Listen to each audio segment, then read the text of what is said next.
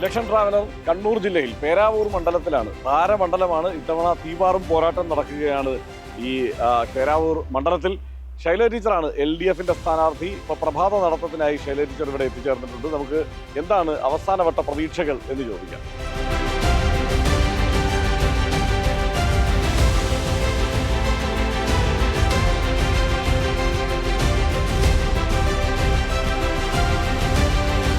ടീച്ചറെ, ഇപ്പോൾ പേരാവൂരിൽ വീണ്ടും വന്ന് മത്സരിക്കുന്നല്ലോ.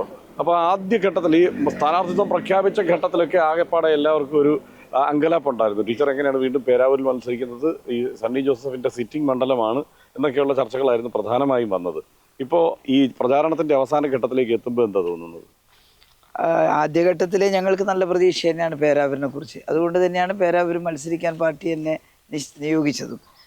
സിറ്റിംഗ് മണ്ഡലമായതുകൊണ്ടൊന്നും പ്രശ്നമില്ല. ഒരു KP നൂറുദ്ദീൻ സാഹിബ് എത്രയോ കാലം മത്സരിച്ച മണ്ഡലം ഞങ്ങൾ തിരിച്ചു പിടിച്ചിട്ടുണ്ട്. അതുപോലെ തന്നെയാണ് ഇപ്പോൾ പേരാവൂർ. ഇത് പുതിയ പേരാവൂരാണ്. പക്ഷേ അതിലും വളരെ ചെറിയ ഭൂരിപക്ഷത്തിന് മാത്രമേ UDF ജയിച്ചിട്ടുള്ളൂ. ഇത്തവണയാണെങ്കിൽ ഈ മണ്ഡലത്തിൻ്റെ വികസന പ്രശ്നങ്ങളെക്കുറിച്ച് ജനങ്ങൾക്ക് ഒരുപാട് അഭിപ്രായമുണ്ട്. തനതായിട്ടുള്ള ഒരു വികസനവും ഈ 15 വർഷക്കാലത്തിനുള്ളിൽ വന്നിട്ടില്ല. LDF ഗവൺമെൻറ് ചെയ്ത പൊതുവായ വികസനങ്ങൾ ഇവിടെയും വരാതിരിക്കാൻ വഴിയില്ലല്ലോ. ഇപ്പോൾ മലയോര ഹൈവേ ഉണ്ടാക്കാൻ തീരുമാനിച്ചാൽ പിന്നെ ഏതെങ്കിലും ഒരു മണ്ഡലത്തിലല്ലല്ലോ അത്. അതുകൊണ്ട് MLA-മാരുടെ പ്രത്യേക പരിശ്രമത്തിൻ്റെ ഭാഗമായി ഉണ്ടാകേണ്ടുന്ന ജനങ്ങളുടെ ആഗ്രഹങ്ങൾ അതും നിറവേറ്റാൻ ഈ മണ്ഡലത്തിൽ മറ്റു മണ്ഡലങ്ങളെ താരതമ്യം ചെയ്ത് നോക്കുമ്പോൾ വളരെ വളരെ വളരെ കുറവാണ് ഇവിടെ. അപ്പോൾ അതിൻ്റെ ഭാഗമായിട്ടൊരു മാറ്റം ഉണ്ടാകണമെന്ന് ഇവിടുത്തെ ജനങ്ങൾ ആഗ്രഹിക്കുന്നുണ്ട്. അതുകൊണ്ട് തന്നെ ഒന്ന്, അവർ ചെറിയ ഭൂരിപക്ഷത്തിനാണ് നേരത്തെ ജയിച്ചത്. രണ്ട്, ഈ 15 വർഷക്കാലത്തെ മറ്റ് മണ്ഡലങ്ങളുമായി ചേർത്ത് നോക്കുമ്പോഴുള്ള വലിയ കുറവ്. അപ്പോൾ ഒരു മാറ്റം വേണമെന്ന് ഇവിടുത്തെ ജനങ്ങൾ ആഗ്രഹിക്കുന്നുണ്ട്.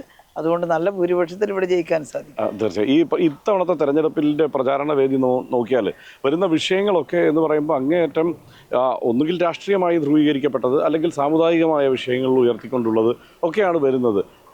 ഈ തെരഞ്ഞെടുപ്പിലെ പ്രചാരണ രീതിയെക്കുറിച്ച് എന്താ പറയാൻ? ഞങ്ങൾ ഇടതുപക്ഷ ജനാധിപത്യ മുന്നണി രാഷ്ട്രീയമായും അതുപോലെ ഭരണപരമായും ഉള്ള കാര്യങ്ങൾ തന്നെയാണ് ഈ തെരഞ്ഞെടുപ്പിൽ ഉയർത്തിയിട്ടുള്ളത്. സാമുദായികമായിട്ടുള്ള പ്രശ്നങ്ങൾ ആരെങ്കിലും ഉയർത്തുന്നുണ്ടോ എന്ന് ഞങ്ങൾക്കറിയില്ല. അപ്പോൾ ഇവിടെ ഈ പേരാവൂർ മണ്ഡലത്തിൽ ഞങ്ങൾ പേരാവൂരിൻ്റെ വികസനമാണ് പറയുന്നത്. അതിൻ്റെ കൂടെ ജനങ്ങൾ നിൽക്കണം. കഴിഞ്ഞ 10 വർഷക്കാലത്തെ LDF ഗവൺമെൻറ്റിൻ്റെ ഈ കേരളത്തെ ആധുനികമാക്കി മാറ്റാനുള്ള വൻതോതിലുള്ള വികസന പ്രവർത്തനങ്ങളുണ്ട്. അത് ജനങ്ങളോട് ചൂണ്ടിക്കാണിച്ച് നമ്മുടെ പേരാവൂരിൽ എന്തൊക്കെ വേണം അത് പറഞ്ഞിട്ടാണ് ഞങ്ങൾ വോട്ട് ചോദിക്കുന്നത്.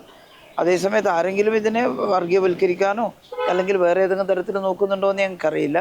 അതൊന്നും ഞങ്ങൾ ശ്രദ്ധിക്കുന്നില്ല. ഞങ്ങൾ ഈ നാട്ടിലെ ജനങ്ങളോട് ഞങ്ങളുടെ രാഷ്ട്രീയവും അതുപോലെ തന്നെ വികസനപരവുമായിട്ടുള്ള കാര്യങ്ങൾ മാത്രം പറയുകയാണ്. പ്രചാരണത്തിൽ വ്യക്തിപരമായി ഏതെങ്കിലും തരത്തിൽ ടാർഗറ്റ് ചെയ്യപ്പെടുന്നു എന്നുള്ളത് തോന്നലുണ്ടോ? ആര് ടാർഗറ്റ് ചെയ്യാനാണ്? അല്ല, ആ നിലയ്ക്ക് പഴയ ആരോപണങ്ങളൊക്കെയാണല്ലോ പ്രധാനമായി ഇപ്പോൾ ഉയർന്നു വരുന്നത്. അല്ലെങ്കിൽ അന്നത്തെ ആ ആരോപണങ്ങൾ, ഇപ്പോൾ PP കിറ്റ് വിവാദം, ഇതൊക്കെയാണ് പ്രധാനപ്പെട്ട വിഷയങ്ങളായി മണ്ഡലത്തിൽ ഉയർത്തിക്കാട്ടി പ്രചാരണം നടത്തുന്നത്. ഞാൻ ഇന്നലെയും മണ്ഡലത്തിലുണ്ട്, അതുകൊണ്ടാണ് ചോദിച്ചത്. അതൊന്നും ഈ മണ്ഡലത്തിലെ ജനങ്ങൾ വിശ്വസിക്കാൻ പോകുന്നില്ല. കാരണം പച്ച നുണ പറയുക എന്ന് കേട്ടിട്ടില്ലേ?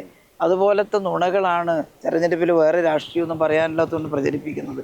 PP കിറ്റിൻ്റെ കാര്യം നോക്കൂ. നമ്മൾ ആ കോവിഡ് കാലത്ത് അനുഭവിച്ചിട്ടുള്ള വിഷമതകൾ അങ്ങനെ ജനം പെട്ടെന്ന് മറന്നു പോവില്ലല്ലോ.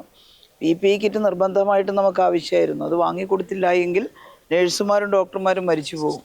ഞങ്ങൾ എപ്പോഴും ശ്രദ്ധിച്ചത് ഫ്രണ്ട് ലൈൻ വർക്കേഴ്സിനെ സംരക്ഷിക്കാൻ വേണ്ടിയാണ്. അപ്പോൾ അന്ന് 1ാം തരംഗത്തിൻ്റെ ആ സമയത്ത് PP കിറ്റ് തീർന്നുപോയി. ലോകത്ത് തന്നെ സ്റ്റോക്കില്ലാണ്ടായ സമയമാണ്. വാർത്തകളെല്ലാം പഴയത് ശേഖരിച്ചാൽ എല്ലാവർക്കും മനസ്സിലാവും. ഇവിടെ ആകെ ഒരു കമ്പനിയുടെ കയ്യിലൊന്നുണ്ടായതിന് 1500 രൂപയായിരുന്നു വില ഒന്നിന്. 500 രൂപക്ക് നേരത്തെ വാങ്ങിയതാണ്, അത് വസ്തുതയാണ്. അപ്പോൾ 1500 രൂപക്ക് വാങ്ങണോ വേണ്ടിയോ എന്നുള്ളതാണ് ചോദ്യം. ആരോഗ്യമന്ത്രി മാത്രമല്ല അത് വാങ്ങുന്നത്. അതിന് ഈ പർച്ചേസ് കമ്മിറ്റി ഉണ്ട്. ചീഫ് സെക്രട്ടറി, അധ്യക്ഷനായുള്ള ആരോഗ്യവകുപ്പ് സെക്രട്ടറിയും വ്യവസായ വകുപ്പ് സെക്രട്ടറി എല്ലാം അംഗമായ കോർ കമ്മിറ്റിയാണ് അത് വാങ്ങുന്നത്. പക്ഷേ ആ തീരുമാനത്തിൻ്റെ കൂടെ ഞാൻ നിന്നിട്ടുണ്ട്. കാരണം മാർക്കറ്റിൽ വില കൂടുതലാണ്, വില കുറയാൻ കാത്തു നിന്ന് വാങ്ങാമെന്ന് വിചാരിക്കാൻ പറ്റില്ല. ഒന്ന്. രണ്ടാമത് ചെറിയ പൈസക്കാരെങ്കിലും തരാമെന്ന് പറഞ്ഞാൽ അത് അതിൻ്റെ ഗുണനിലവാരം നോക്കാതെയും വാങ്ങാൻ പറ്റില്ല. കുറച്ച് ചെറിയ പൈസക്ക് ഒരു കമ്പനിയുടെ അടുത്ത് ഉണ്ടായിരുന്നു, പക്ഷേ അതിന് ഐ മാസ്ക് ഉണ്ടായിരുന്നില്ല, കാലറി ഉണ്ടായിരുന്നില്ല. അതൊന്നും ഇല്ലാത്തൊന്നും വെറുതെ ഒരു കുപ്പായം വാങ്ങിക്കൊടുത്തിട്ട് കാര്യമില്ല. അതെ, അന്ന് ഞങ്ങളുടെ ഏറ്റവും പ്രധാനപ്പെട്ട ലക്ഷ്യം ഇതിൻ്റെ രോഗികളെ പരിശോധിക്കാൻ ചെല്ലുന്ന ഡോക്ടർമാരുടെയും നഴ്സുമാരുടെയും ജീവൻ രക്ഷിക്കുക. പല രാജ്യങ്ങളിലും പല പ്രദേശങ്ങളിലും ഇന്ത്യയിൽ തന്നെ പലയിടത്തും ഫ്രണ്ട് ലൈൻ വർക്കേഴ്സ് മരണപ്പെട്ടു പോയി കോവിഡ് പകർന്നിട്ട്. എന്നാൽ ഈ കേരളത്തിൽ നമ്മൾ കൃത്യമായി സുരക്ഷാ ഉപകരണങ്ങൾ കൊടുത്തതുകൊണ്ട് ആരും മരിച്ചില്ല, ഡോക്ടർമാരും നഴ്സുമാരും. അതാണ് നമ്മൾ കാണേണ്ടത്. അത് ഇവർ UDF-കാരെ പ്രചരിപ്പിക്കുമ്പോൾ ഈ നാട്ടിലെ ജനങ്ങൾ തന്നെ പറയുന്നുണ്ട്, 10 രൂപക്ക് ആദ്യം വാങ്ങിയ മാസ്ക് ഞങ്ങൾ 60 രൂപക്കും 100 രൂപക്കും വാങ്ങിയിട്ടുണ്ട്. കാരണം ഡിമാൻഡിനനുസരിച്ച് വില കയറ്റുന്ന ഒരു രീതിയാണല്ലോ നമ്മുടെ നാട്ടിലിപ്പോൾ ഉള്ളത്. ഇതൊരു സോഷ്യലിസ്റ്റ് രാജ്യമായി മാറിയാൽ അതൊന്നും നടക്കില്ല. പക്ഷേ ഇതൊരു മുതലാളിത്ത സമീപനമാണ്. അപ്പോൾ നമുക്ക് ഈ ഉയർന്ന വിലക്ക് കിട്ടാനുള്ളത് വാങ്ങാതെ തരവില്ല. അതുകൊണ്ട് ഗവൺമെൻറ് തീരുമാനമെടുത്തു, ക്യാബിനറ്റ് തീരുമാനമെടുത്തു, അത് വാങ്ങണം, വാങ്ങിയിട്ട് കൊടുക്കണം. ഉയർന്ന വിലക്ക് വാങ്ങിക്കൊടുത്തിട്ടുണ്ട്. പിന്നീട് മാർക്കറ്റിൽ കുറേശ്ശെ വരാൻ തുടങ്ങിയപ്പോൾ വില അല്പം കുറഞ്ഞപ്പോൾ ഞങ്ങൾ ആദ്യത്തെ കരാർ റദ്ദ് ചെയ്തിട്ടാണ് പുതിയത് വാങ്ങിയത്. 15,000 കിട്ടിയുള്ളൂ. 50,000-ത്തിന് ഓർഡർ ചെയ്തിട്ട് 15,000 കിട്ടിയുള്ളൂ. പിന്നെ മാർക്കറ്റിൽ കുറച്ച് വില കുറഞ്ഞപ്പോൾ ബാക്കി 35,000-ൻ്റെ ഓർഡർ അവരോട് പറഞ്ഞു, ഇനി ഞങ്ങൾക്ക് 860 രൂപക്ക് കിട്ടാനുണ്ട്, അതുകൊണ്ട് നിങ്ങളുടെ ഓർഡർ ക്യാൻസൽ ചെയ്യുന്നു എന്ന്. ഇത്രയും വ്യക്തമായൊരു കാര്യത്തെക്കുറിച്ച് വേറൊന്നും പറയാനില്ലാത്തത് കൊണ്ട് പ്രചരിപ്പിക്കുന്നത് അത് ഞാൻ അംഗീകരിക്കില്ല എന്നുള്ള ഒറ്റ കാര്യം കൂടി, അതായത് ഈ തെരഞ്ഞെടുപ്പിൻ്റെ ഈ അന്തിമഘട്ടത്തിലേക്ക് എത്തുമ്പോൾ പ്രധാനപ്പെട്ട ചർച്ചാ വിഷയമായി നിൽക്കുന്നത് വയനാട് ദുരന്തവുമായി ബന്ധപ്പെട്ട് ഉള്ള പുനരധിവാസവും ഫണ്ട് പിരിവും ഒക്കെയായി ബന്ധപ്പെട്ടുള്ള കോൺഗ്രസിൻ്റെ ഫണ്ട് പിരിവ് അടക്കമുള്ള കാര്യങ്ങൾ പ്രധാനപ്പെട്ട വിഷയമാണ്. ആരും പ്രതീക്ഷിച്ചതല്ല അതൊരു തെരഞ്ഞെടുപ്പിലെ ഏറ്റവും പ്രധാനപ്പെട്ട വിഷയമാകുമെന്ന്. പേരാവൂർ മണ്ഡലത്തിൽ അതിൻ്റെ പ്രതിഫലനം ഉണ്ടാകുമോ? ജനങ്ങൾ തീരുമാനിക്കട്ടെ. ജനങ്ങൾ ഇതെല്ലാം കാണുകയാണല്ലോ, എന്തെല്ലാം കണക്കുകളാണ് അവർ പറയുന്നത്. നേരത്തെ എത്രയോ 150 കോടിയോ മറ്റോ പിരിച്ചു എന്നുള്ളൊരു കണക്ക് പറഞ്ഞു. 100 വീടുകൾ ഉണ്ടാക്കി കൊടുക്കുന്നുള്ള കണക്ക് പറഞ്ഞു. 100 പിന്നെ 50 ആയി, 50 25 ആയി, 25 ഇപ്പോൾ ഒന്നുമില്ലാണ്ടായി. പിന്നെ പിരിച്ച ഫണ്ടിൻ്റെ കണക്ക് ഇത്രയും വലിയ കോടികൾ പിരിച്ചെടുത്തു എന്ന് പറഞ്ഞിട്ട് ഇപ്പോൾ പറയുമ്പോൾ 5.25 കോടി പറഞ്ഞു. പിന്നെ അത് കുറഞ്ഞിട്ട് 3.5 കോടി മാത്രമേ ഉള്ളൂ എന്ന് പറഞ്ഞു. ബാക്കി പണം എവിടെ പോയി എന്ന് ചിന്തിക്കേണ്ടത് ശരിക്കും നാട്ടുകാരാണ്. ഇവരുടെ പറയുന്നതിലെ വൈരുദ്ധ്യം ഞങ്ങളായിട്ടൊന്നും പറയുന്നില്ല. അവർ തന്നെ പലപ്പോഴായി പറഞ്ഞ വാർത്തകളുടെ ക്ലിപ്പിംഗ് എടുത്ത് നോക്കിയാൽ ഈ വൈരുദ്ധ്യം നമുക്ക് മനസ്സിലാക്കാൻ സാധിക്കും. അത് തീരുമാനിക്കേണ്ട ജനങ്ങളാണ്. ഞങ്ങൾക്കതിൽ വേറൊന്നും പറയാനില്ല. ഈ അവസാനത്തെ ചോദ്യം ചോദിക്കട്ടെ, എത്ര സീറ്റ് ആയിരിക്കും LDF-ന് ലഭിക്കുക? അത് നമ്മുടെ ബഹുമാനപ്പെട്ട മുഖ്യമന്ത്രി, ഞങ്ങളുടെ പോളിറ്റ് ബ്യൂറോ അംഗവും ഒക്കെ ആയിട്ടുള്ള സഖാവ് പിണറായി പറഞ്ഞിട്ട് 100-ൽ കൂടുതൽ സീറ്റ് ലഭിക്കുമെന്ന്. അത് തന്നെയാണ് ഇപ്പോൾ ഞങ്ങളെല്ലാവരും കണക്കാക്കുന്നത്. തീർച്ചയായും. അപ്പോൾ എല്ലാ വിജയാശംസകളും.